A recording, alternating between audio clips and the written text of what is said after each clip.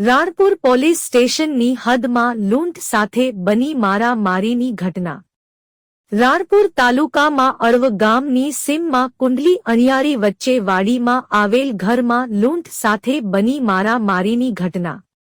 ગઈકાલે મોડી રાત્રે બની ઘટના। વાડી એ રહેતા પરસોત્તમભાઈ જાદવ તેમજ માણેકબેન જાદવને માર મારી ચલાવી લૂંટ। વૃદ્ધ દંપતી પોતાની વાડીમાં આવેલ મકાનમાં રાત્રે સૂતા હતા તે દરમિયાન આશરે 4 લોકો દ્વારા આવીને માર મારીને કરી લૂંટ। માણેકબેનના કાનમાં આશરે 3 તોલાના કાપની લૂંટ સાથે 2 જોડી ચાંદીના છડા અને 50 થી 60 હજારની કરાઈ લૂંટ। લૂંટ કરનાર સામે પ્રતિકાર કરતા દંપતીને માર મારવામાં આવેલ।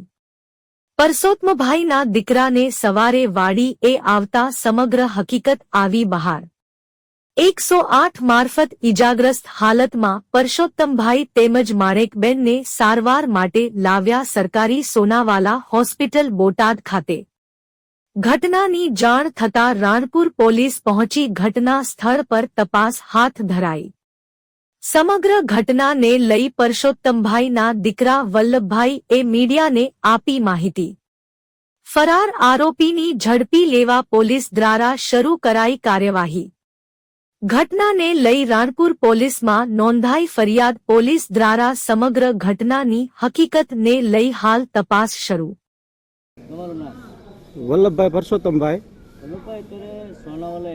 હા, સોનાવાલામાં મારા પપ્પા અને મારા મમ્મીને બેને દવાખાને લાવ્યો છું। કુંડલીથી અને અણિયાળીની વચ્ચે વાડી આવી અમારી અળવની સીમ છે અને વાડીએ રહે છે।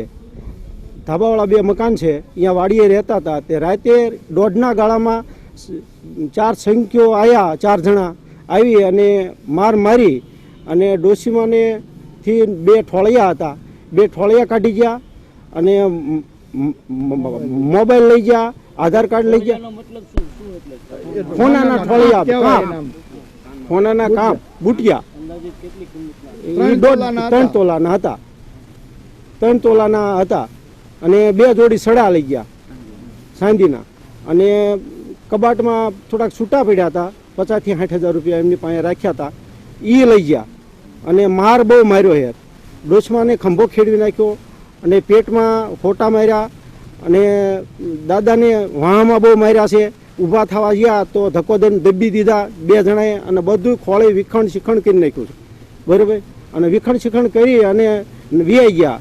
આ તો સવારે મોટો ભાઈ અમારે અહીંયા જ્યો વાડીએ દૂધ દેવા, તારે એને ખબર પડી કે આ બારને શું થયું। આ પછી તરત મને ફોન કર્યો। હું બોટાદ રહું છું, બોટાદથી હું જઈ અને 2 ભાઈ થઈને દવાખાને અમે લાવીએ છીએ અને સોનાવાલામાં સારવાર 108ને ફોન કરી અને 108 આવી અને સોનાવાલામાં લાવીએ છીએ। હા, ફરિયાદ અહીંયા પોલીસ સ્ટેશન લખાવી છે। અહીંયા બોટાદ સાહેબ આવ્યા અને સાહેબે નિવેદન લઈ અને પોલીસ સ્ટેશન રાણપુર જાણ કર્યું છે। PSIને ફોન કર્યો છે, બધા સાહેબને ફોન કર્યા છે।